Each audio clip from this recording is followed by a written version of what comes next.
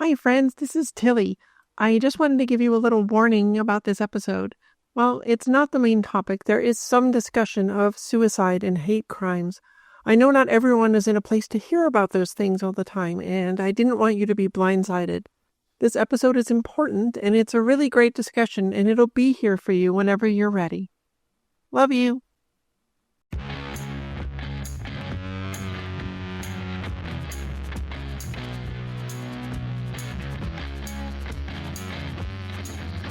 Welcome to Tilly's Trans Tuesdays. Let's talk about something that I think nearly every trans person who transitions as an adult wakes up to, and something many cis people probably never even realize happens. Let's get into Trans Trauma 2, Societal Gaslighting.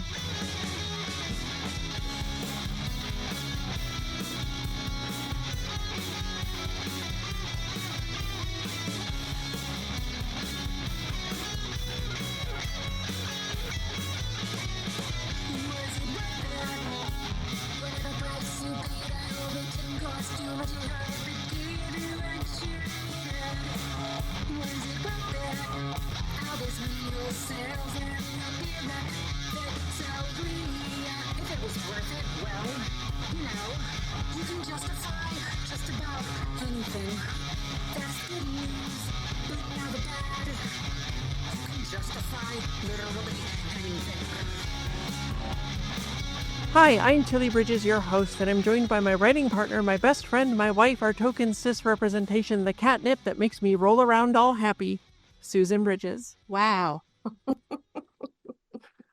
Our returning guest is Charlie Hutchinson, MSW, a trans, non-binary, queer, polyamorous social worker. After teaching middle and high school mathematics for over 2 decades, Charlie socially and medically transitioned and completed their master's in social work under the supervision of Dr. David Nyland, co-founder of the Gender Health Center. Charlie currently works as the counseling program manager at the GHC, where they work with LGBTQIA+ and BIPOC community members and participate in community advocacy. Their areas of focus include gender nonconformity, neurodivergence, and non-monogamy. Welcome back, Charlie. It's great to be here. Okay, so I wanted to ask you a bit about working with Dr. Nyland because something kind of fascinating happened that most folks out there don't know. After the last episodes of this show last year, Trans Grief 1 and 2, where I got a glimpse at what getting to exist as the girl I am in my childhood might have been like, and how there was a painful sort of healing in it, you contacted me and asked if you could share it with Dr. Nyland, and you mentioned that he does something kind of similar in his practice. So I was wondering if you could talk about that. So, Dr. Nyland is one of the leading psychotherapists in the field of narrative therapy. And so, narrative therapy starts with in Australia with Michael White and David Denborough, and is an exploration of Indigenous practices of storytelling. It incorporates the method of reflecting circles and exploring these stories of our lives and reframing our narrative to recreate the story of our life from one of deficiency to one of strength. And so a lot of the therapy that I do using narrative therapy is helping people recognize the strengths that they already possessed in the times of distress in their life. I might ask questions like, what was it about yourself that allowed you to get through this difficult period? And how is that strength still present in your life today? Through the practice of narrative therapy, we often create narrative letters and we address different aspects of ourselves or people of our past. We might write a letter to somebody that has passed on, and we will often use present tense because these people are still with us. And so when you published the essay about using the AI to recreate your childhood, Yeah. to create a new narrative, literally constructing a new narrative of yourself in middle school and high school and college and your early adulthood, that really spoke to me in the way that Dr. Nyland and I use narrative therapy in a way to reconstruct the narratives of our past, to recreate a narrative of one of deficiency to one of strength. And so those aspects of ourselves, of who we are now, were always present in our childhood. I have always been Charlie. And Yeah. so it's going back into my childhood or the childhood of another trans client that I'm working with and addressing that child through the lens of where we're at now. What was it that allowed young Charlie to continue when society said that she was mentally ill? How was she able to show resistance? How were they able to overcome these various obstacles and finally come out? And so by addressing these various aspects of our identity as they are now through our past, we reconstruct the narrative of one of oppression to one of joy and victory. That is so cool. I did not know anything like that existed, and it was it really surprised me, and I think you can see it in those episodes if you go back and listen how much it impacted me, because I had seen those photos going through the trans community like wildfire, all these people being like, oh my God, I can see little me, what I could have been, and how hard it was for some people, but also how it seemed to heal some people. And it actually did that for me. Like, I know that that's not what the reality of my past was. And yet when I talk about my past, very often I'll call myself little Tilly, because I was always Tilly, even though I didn't get to exist as Tilly fully. And so there was something really magical about getting a window into what could have been, what might have been, what was really there inside all along. And so I think it's absolutely amazing that you use that kind of stuff in actual therapy for people. That's so cool. And do you find it really helps? Does it help them work through whatever issues they're having? Yes, a lot of the letters and feedback and responses I get are in the frame of healing and how I have helped these individuals reconnect with that aspect of themselves. And I do the same. Little Charlie, Yeah. Yeah. I've always been that person. I've always identified internally as that person. And even though society kept trying to tell me I wasn't, they were still Yeah. Yeah. there. Yeah. We're going to get all into what society tells us in this here episode. But before we do you want to remind folks where they can find you online after listening? Yes, my Instagram is at CT_Hutchinson, and my Bluesky is at Charlie Hutch. Excellent. All right, so let me start by saying that trans people are not the only marginalized population that societal gaslighting happens to. To different degrees, it happens to every community that isn't non-disabled Christian cishet white men. But as this is a Trans Tuesday episode, I'm obviously going to be talking about the ways it affects transgender people. I just don't want anyone listening to think I'm implying this only happens to the trans population. Some of the specifics may be unique, but broadly, this is something that every marginalized community probably deals with in some form or another. And if you don't understand how every marginalized community has more in common than not, how none of us are free until all of us are free, how if we're not fighting for each other, we're not really fighting the problem and nothing will ever change, go back and listen to episode 10 of this podcast on trans intersectionality. And I would like to point out that intersectionality really impacts the trans population for Black and Yes, Hispanic and absolutely. Indigenous populations. These are some of the most vulnerable populations in our entire society. Black trans women have the Especially, yes. highest rate of murder and Yeah. violence against them in our society of any marginalized population. Yeah. Yeah, I go into that in the intersectionality episode. So please, if you have not heard it, go back and check it out because it's super, super important. Okay, so what the heck am I talking about when I say societal gaslighting? You're not going to believe this, but it's exactly what you think it is when you hear those words. It's when all of society gaslights you. And just in case you're not familiar, gaslighting is when someone, usually just a single person or a small group, acts like or pretends that what you know to be real is in fact not real. The goal is to make you question whether you know what is real and true. The term comes from the 1938 play Gaslight as two words, adapted into the film Gaslight as one word in 1944, where a husband used, you guessed it, gaslights, to do this very thing to his wife to try and convince her that she's crazy so he could gain access to her inheritance. See the link in the show notes.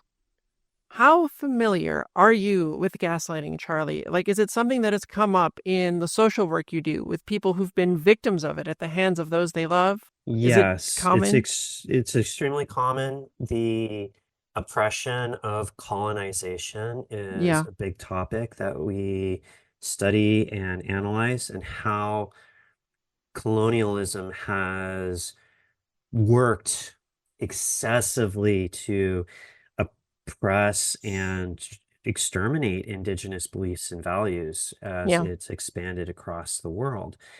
How many of the different expressions of self from other cultures are overridden by the cis het white Christian mononormative dialogue that permeates our entire society.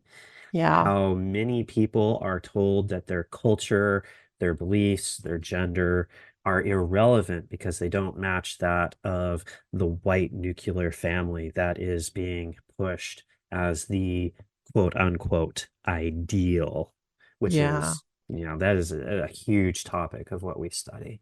And you had to deal with it too, just in terms of, like, I feel like your mom is a horrible gaslighter, like all the time, to you especially. Quite literally in some Well, I'm not with gaslights. situations. Yeah. No, I mean like solid events that happen that I know happen. Oh, yeah. She denies ever happened. My mom did the same to me. Yeah. In addition to all the trans stuff, but Yeah. But also like societally as well. I mean, yeah. as growing up, I was forced into a very conservative Christian day school. Yeah. And I was queer, and I did not know why I did not feel the way other people felt about things. It was Because they would tell you that's not a thing. Right. Yeah. It was confusing Yep. to not know that some people are different. Right? It was very confusing. We're going to get into that. Okay, how can something like that be done on a societal level, Tilly? I hear you scream. Okay, listen, LISTEN. I'm not saying every cis person goes to their weekly cis people are the best meeting and actively plans to lie and deceive trans people as a whole. And we all know those meetings are just to talk about cargo shorts and how great it is to feel your mind and body are connected by default. What I'm getting at is that society has trained us, both cis people and trans people, to gaslight we trans people about the nature of our existence. How in the hell is that possible? Well, my friends, it's because implicit biases are in all of us. Yes, all of us, even me and even you. We didn't want them, we didn't ask for them, we didn't put them there or even know they're there, but they are. It's the result of growing up and living in a system that reinforces compulsory cisgenderness at every single turn, often to the exclusion or even acknowledgement of transgender as a thing people can be. For more on this, check out episode 57 of this show on implicit queerphobia and how even people who think they're a good ally to trans and queer people can hold biases against us because we are quote-unquote outside the norm of their expectations seeded by the compulsory cisgender heterosexuality of our society. And when I said that most trans people, by virtue of being raised in this system and society, gaslight other trans people and ourselves, it's because we've also absorbed those implicit biases about ourselves, and we call that internalized transphobia, which was episode 18 of this show. And if you doubt the compulsory cisgender heterosexuality of our society, see episode 50 on gendered childhoods for all the deets on that little poop nugget. And if you need more on how society does this with basically everything, you'll want to listen to episode 11 on the false dichotomy. I've mentioned time and time and time again how for most of my life I didn't even know that trans was something someone could be. I can't mention a single episode or essay where I've talked about it because it's popped up so often I can't even remember them all. If you're thinking that an entire society gaslighting you into thinking a fact of your existence is not real would really F you up, kudos to you because it certainly does. You can see one of the ways it manifested for me by listening to episode 16 of this podcast on searching for meaning when you're trans and don't know it, and how I was always trying to find the inner truth about myself for my entire life, but not knowing where to look or even being aware that that's what I was doing. A lot of the people that I work with will call in and they'll say things like, I want to be a girl. I want to start this process of name change or getting letters for surgery or therapy so that I can be a girl. And there's that internalized feeling of society that there's all these steps you have to go through. Yeah, And the first thing I'll tell them is, okay, you're a girl. you're a Now what? girl. Yep. And society doesn't tell you that. Society doesn't tell you that you can just be. There's all these, even now that there's so much more knowledge about being transgender and pathways, there's still this idea, even within the trans community, the trans medical community, Oh that God, there yeah. are certain gateposts and checkpoints that you must pass and accomplish in order to acknowledge your own identity. And so it's so much of allyship I see is bound up in those ideas that you have to have had a surgery, or you have to have started HRT, or you have to have changed your name, or you have to have shaved your face. Yeah. None of these things are required. Yeah. We did a whole episode on transmedicalism. I don't have the episode number here, but go back and check it out. I think it's in the 50s somewhere. And so much of it, anyway, stems from WPATH version 1, where we were required to do those things to get any kind of access to care at all. We were required to have surgeries. We were required to live for a year as whatever our doctor thought a woman should be before we could even get access to hormones. And it's all such bullshit and terrible. And it's seeped into the whole trans community. Now there's a whole subset of us that have internalized that and think that's the only way that you can be trans. And it's awful. And there was a heterosexual component to it too. Yeah. Right. I was told Yeah. as a child I couldn't identify as a girl because I was attracted to girls. Yeah. Yeah. That's not what girls do. Yeah, exactly. More gaslighting. It's terrible. It added a whole other layer, I think, too, you talked about, to understanding that you were trans because... Yes. See the episode on sexuality is not I gender. remember you talking about that. Yeah. But like heterosexuality, can we talk about the thing we discovered very recently, the compulsory heterosexuality of dishwashing gloves? Oh my God. Go ahead. You do it. So Tilly was just gonna get like dishwashing gloves because she loads the dishwasher because I don't do it correctly.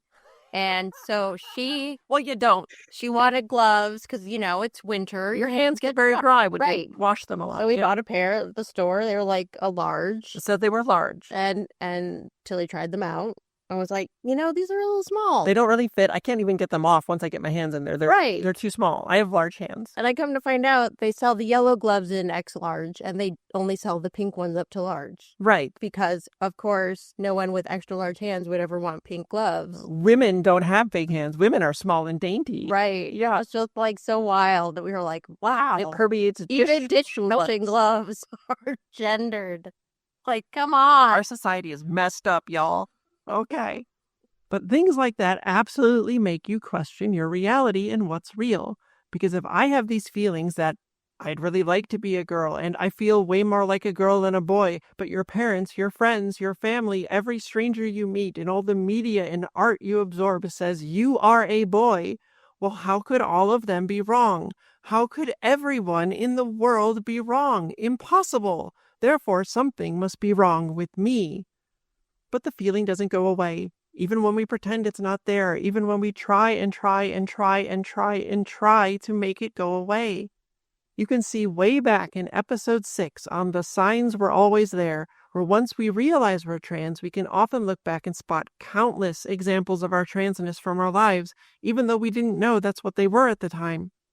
You can also see it in the essay on How Do You Know If You're Trans at TillysTransTuesdays.com, where we try to figure it out and maybe even recognize things that are clearly signs of transness to anyone looking, but we tell ourselves, still cis though. Gaslighting ourselves at the behest of our own internalized transphobia, telling ourselves that a fundamental reality of our existence cannot possibly be true because that would mean literally everyone else was wrong. Impossible! So, what was that like for you as a kid, Charlie? You talked about that a little bit, but like with people, society, and the world telling you that what you thought or felt about yourself could not be true. Did it entirely mess you up? Did it leave you confused and lost? Absolutely. I was born in the late 70s, grew up in the early, mid, late 80s, where by the early 80s, I knew my own internal identity didn't match my assigned gender at birth. But there was no representation. There was no Mm-mm. internet for me to go look things up. There were no trans people on TV. The best representation that was available for me was Rocky Horror Picture Show, which really wasn't the best representation for a trans girl. Yeah. And I remember once I was in a hospital with my grandfather visiting somebody, and there was a Maury Povich show, and Oh Maury no. Povich was interviewing some trans women. And I remember Yeah. asking my grandfather, what's going on? Tell me about this, because that was like, that could have been it. That could have been the Yeah, right. moment. There was a little spark. You're like, wait a minute. What is this? Yeah, yeah, My grandfather turned to me and said, those are men who are confused and mentally ill, who yeah, think they might be women. And that reinforced the whole, again, society saying this is wrong. And yeah, that's the tone of the show that Maury would do. Was It was so exploitive, and they would yeah. dress them up in such a way. And then in the 90s, Jerry Springer just made it Yep. all So much so worse. much worse. And I remember sitting in a classroom watching Ace Ventura with my peers in high school, Oh no. Yeah, and that movie messed me up so every bad. every child laughing at the scenes of transphobia and transmisogyny, every one of my peers saying how sick and gross and perverted that is. And I'm sitting there just wanting to disappear, because I know that if I said anything, it would have just painted a giant target on me, because all of them would have told me that I was wrong. I remember in fifth grade, I told somebody, I said, I feel like I'm a lesbian trapped in a man's body. And they all turned to me, and like, you would think, oh, hypersexualized boys, right? Ooh, yeah, lesbian in a man's body. But no, they would look at me and go, you want to be a woman? That's sick. That's gross. That's Yeah. disgusting. I had something similar the first time I heard the word lesbian. I told my friends, that's me. And they were like, what? As a kid, I don't know why, but I'm like, that's me. And they didn't know what the word meant. So I said, oh, it just means you like girls. So for a while, I had my tiny group of boyfriends all calling ourselves lesbians, which is actually, looking back, is kind of a power move. But yeah, you know what? The Ace Ventura thing I've mentioned several times on this show. It was like one of my first exposures to the concept of an actual trans person. I mean, obviously, there's no actual trans people in that movie, but I had a friend at the time who really wanted to see it, and we saw it in the theater. And I remember feeling so bad and weird, and all of the entire theater roaring with laughter at the thought of a trans woman and how she was portrayed as duplicitous and evil and untrustworthy, and there was something wrong with her. And it made me Gross feel, and yeah, disgusting. And I the think that, idea that everybody that kissed her had to vomit and right? shower and brush their teeth, and that idea that this is something so wrong, Yeah, that really messed me up. me too. I think it added years to me figuring out my truth. It was so bad. It was so, so bad. Well, I want to mention that societal gaslighting plays out in brilliant ways in media designed to talk about the trans experience, like the Matrix franchise. Please see my book, Begin Transmission, The Trans Allegories of the Matrix. You knew I was going to plug it. And in Barbie and I Saw the TV Glow, all of which have people living in an alternate fake reality, living a fake life and not knowing what's real. You can check out my deep dives into Barbie beginning in episode 61 of this podcast, and I Saw the TV Glow beginning in episode 81. I saw the TV glow messed me up so Oh, bad, yeah. because that was me. The person at the end, that was me all the way through my 30s. Yeah. It does have a hopeful ending, though. All the clues are there for the folks. If you haven't read my write up, do it. The clues are there if you see them. Isabel gets out. Okay. But it's also what makes a seemingly unintentional trans allegory like season 1 of Silo so very trans too, because the characters don't know what's real and are being lied to about it by society. And my deep dive on that began at episode 36. I was obsessed with writing stories about the nature of reality pre-transition, and I didn't know why. Do you remember that phase? Mm-hmm. Do you ever wonder why I was always like, let's do another story about what's real? Whoa. I don't know. No? Like, we've been writing together for so long. It's been a long time. It's like, I don't know anymore. But it was just part of trying to figure out why the entire world felt so broken and wrong. But the entire world can't be broken and wrong, so maybe I am. And that's what our gaslighting society would have you believe, as you see playing out time and time again, as all cisgender politicians attempt to legislate trans people out of existence and deny our rights, as if they're not true, as if we're not human beings deserving of the care we need and the right to live our lives as our true selves. That is all part of it.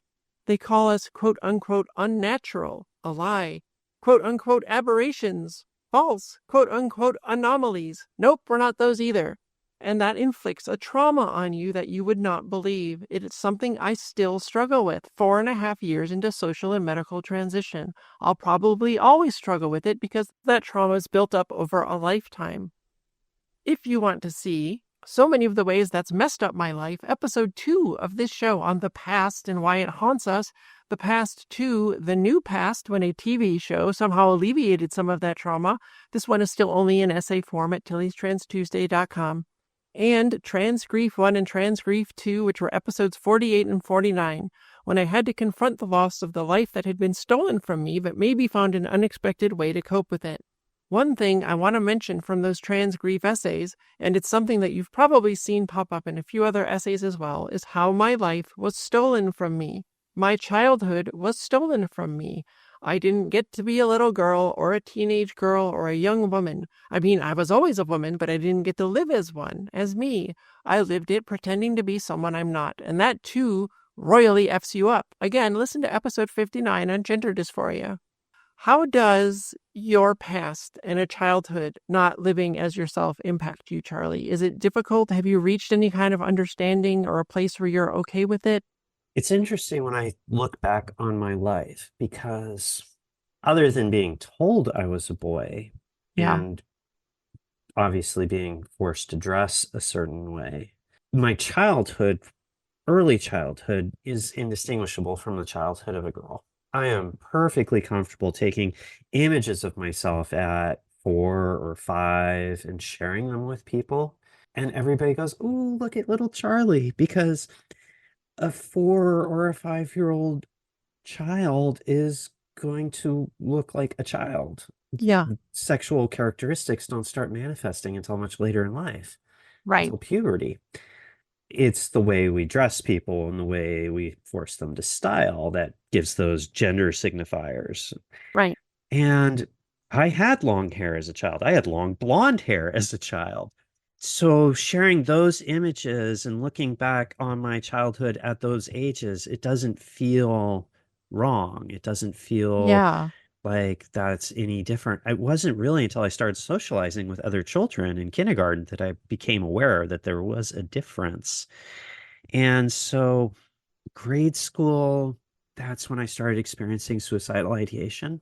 By age 8, age Gosh, 9, that's so early. I was trying to tell people. And so, yes, it massively impacted me as a child. I attempted suicide at age 12. And I'm glad you failed. thank you. I feel like I slept walked through my entire 20s and 30s. Oh, same. Yeah. Most of my adult life, I can't remember most of it. Yeah. It's interesting. I can remember it. I can remember almost everything, but Oh, wow. it feels compressed. It feels like I woke up from a dream in my 40s and looked around and said, what the heck is going on with my life? And that's when I started taking steps to come out and transition. But before that, it's just kind of a boat without a sail or a rudder, just drifting on currents. And I have no idea like who I was during that period of time. It wasn't me. It was like I was just running on autopilot. Yeah. I think, you know what, maybe it is harder for me because I don't have any photos from my childhood to look back on, really. I've got like one picture of me as a baby and maybe one other one, and that's like all I have. And my mother always dressed me super boy-coded, even really young. So I mostly only have those memories to look back on, and what little of them I can remember, because I dissociated so much. Not as a kid, because you don't feel it as much when you're like, 4 or 5, I think. But even then, I remember she would always call me her special little boy. And I'm like, yeah, no, do I have to be that? I don't. She had her own issues with gender. She sure did. I mean, I've mentioned a few times, I'm pretty sure my mom was trans. I see all of the signs that I had in her, trans or non-binary, somewhere in there. And she absolutely hated that about herself and could not stand it. And so that made her force ultra rigid gender lines on all of her kids, me and my siblings, because there was zero gender deviation tolerated in any way. My brother, that I have a great relationship with now, told me one Christmas I put a bow from a package in my hair. Oh, look, I found a sneaky way to maybe experience a tiny bit of femininity. And he said it drove my mother mad and she hated it. Or one time he said, I have no memory of this, that we spent the day talking to each other in stuffy old British lady accents. I don't know why. It sounds like something we would have done, though. And he said my mother also hated that and kept trying to tell us to stop. And apparently this is when we were married, and she was telling him that you, Susan, would hate us doing that and be disappointed in us, which is wild. Absolutely wild. So, I mean, I don't doubt your mother would say something like that. Well, yeah.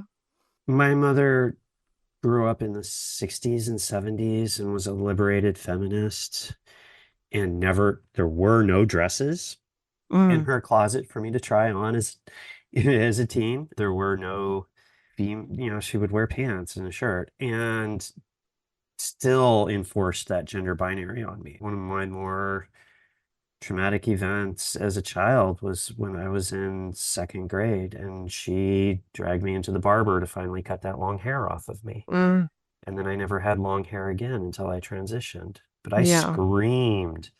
I threw such a fit that the barber refused to let us come back ever again. Wow. I'm glad you put up a fight, though. You should have autonomy, even as children can have autonomy over their own hair, and you should let them. It's theirs. Well, I am still finding new ways that dysphoria and a life stolen from me is impacting my life. And here's the second specific instance of seemingly unrelated trauma that I wanted to talk about.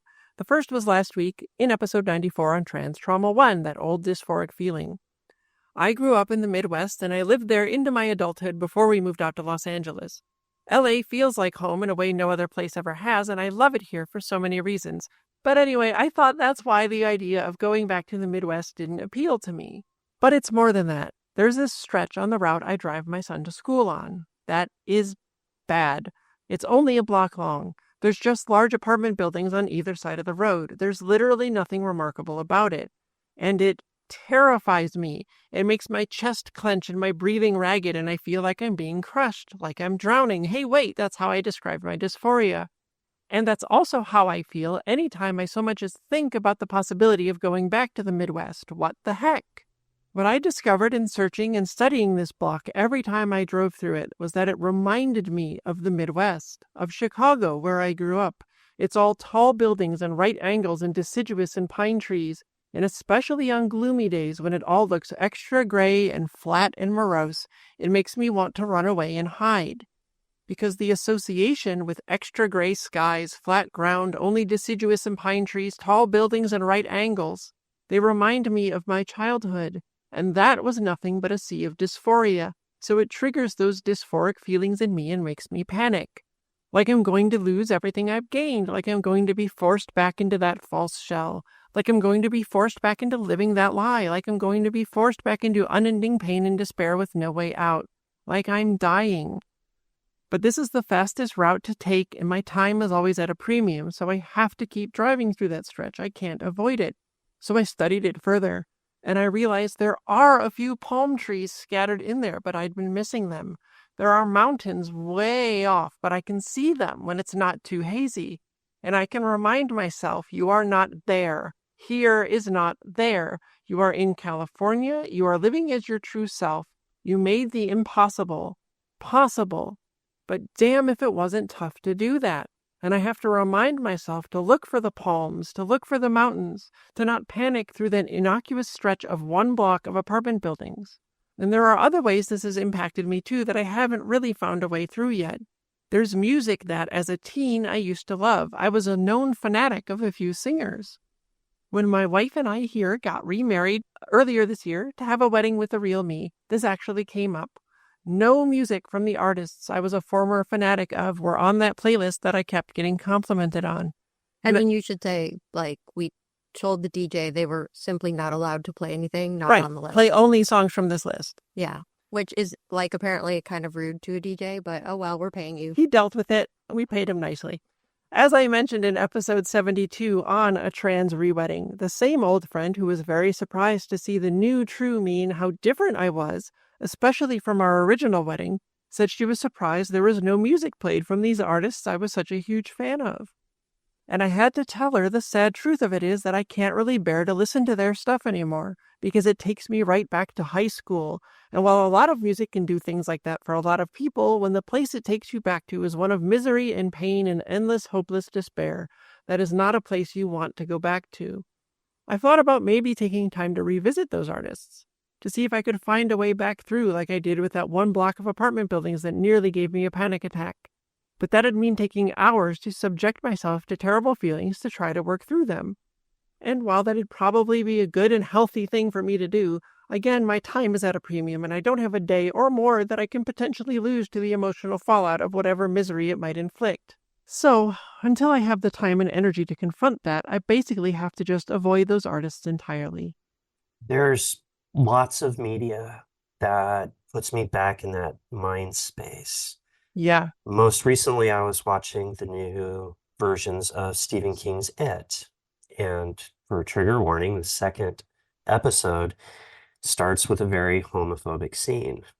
And this put me right back into the mindset of when I was a teenager, because that was the way people acted and behaved around me when I was a teen. I grew up in a very conservative environment. Yeah. I grew up in a very homophobic environment. Slurs and threats were common. Matthew Shepard happened when I was in high school, the Matthew Yeah. Shepard incident. And that community that Matthew Shepard lived in was so familiar to the community that I lived in. So I was watching this safe in the home of one of my partners on her couch, in her arms, and yet the feelings of this scene, the memories it put back into me, put me right back into that spot when I was a scared high schooler. Yeah. I had an older classmate who threatened to shoot and kill me if he ever saw me in the woods. Called me the Jeez. F slur, Wow. said I was, an aberration. Yeah. He didn't know those words, but literally threatened my life. Said if he ever saw me in the woods, he was going to shoot and kill me. This individual later did shoot and kill another child. Oh my God. And that's the type of environment I grew up in. And watching this scene in this movie, it immediately put me back into that place. And I cried. I curled up into my partner's arms and cried through that entire scene. Yeah. This is why for stuff that involves that kind of bigotry and hatred, I think trigger warnings can be a really good thing, because for some people that's really hard to deal with. It's real trauma that we've experienced that things can bring back to the surface. And it is good to know ahead of time what you're getting into if there's something like that. So I can't imagine being blindsided with a scene like that. I mean, the worst that I get now is, when we're watching something and there's transphobic jokes in stuff, which still happens in brand new media. I do my trans rep in media reports every year. Sadly, they still happen. They're a little more insidious and hidden now, but they're still there. And you get blindsided by those and you're like, come on, even in this show, we're still a joke to them. But seeing something much more intensely violent than that, I think it's almost irresponsible to put that in something without a warning ahead of time. I think people need to know you could hurt, you can do real world damage, without it. So I guess where I'm going with this is that for so many of us who transition as adults, our past lives are filled with pain and trauma, and it's so hard for us to deal with. And that's just from the transphobic gaslighting of society, never mind any other stuff in our lives that may have been painful on top of all that. I'd like to point out that every Indigenous society has representation of gender expansive folks. And Yeah. it's the colonization of our lands has worked so hard to suppress that and push it out and try to eliminate that. And this whole narrative of these things are wrong, these things don't belong. But I urge, and one of the things I do with the community members I work with is I urge each of you that are listening to go back and analyze your own culture's gender expansive history. Research the way that trans or gender nonconforming individuals were worshipped or honored or celebrated within your Indigenous roots. That's another way I help work with community members with narrative therapy, is to create that narrative of who they were in their own original societies. That is wonderful. And I'm glad that you mentioned that. Thank you. Thank you for being here, Charlie. Thank you. I want to say really quick that this show will be off for the rest of the year for a planned break because these are just so much work, but we'll be back mid-January for season 3. I want to thank our sound editor, Jillian Morgan, for making this show possible. Without her, I never could have brought Trans Tuesdays to this medium. I'm so glad that she is my partner in this. I want to thank all of our guests this year because I think we've had some really important, lovely, vital conversations. And thanks to all of you for listening to just so much of me talking for another season of this show. I appreciate your time and your ears more than you know, and I hope these have been some help to you. As my final thought for the year, I want to say this. To the cis folks listening, please try to understand some of what we might be dealing with and go out of your way to assure us that you see us, that you support us, that you're there for us. And remember that we need action, not just words. We need you. And to the other trans, non-binary, non-cis folks listening, let me say this. You are not your trauma. You are not wrong about reality. And you are sure as hell not broken. I see you. I'm in it with you. And we can get through it together. Tilly Bridges, End Transmission. Tilly's Trans Tuesdays is hosted by Tilly Bridges and Susan Bridges with audio editing and sound mixing by Jillian Morgan. The Google Doc and social media versions of this week's topic and all past topics are available at tilliestrainstuesdays.com. Special thanks to Daisy and Jane for the use of Sorry Not Sorry as our show's theme music. Please stop by and show your support at daisyandjane.bandcamp.com and soundcloud.com/daisyandjane. You can find me at Tilly Bridges on Bluesky, Twitter, and Hive, on Mastodon at tillybridges at mastodon.social, at facebook.com/TillySBridges, and on Insta and Threads at HeckYeahTillyBridges. And you can find Susan on most of those at Susan L. Bridges. You can find Jillian at Audio Jillian on Bluesky. You can join the Tillyverse Discord server by following the link at the very bottom of tilliestrainstuesdays.com. We hold regular watch parties for the Matrix films and other trans movies where I do a live Q&A, and it's blossomed into a wonderfully supportive, compassionate, kind community of friends. We'd love to have you join us. For more information, visit pendantaudio.com. Thanks for listening.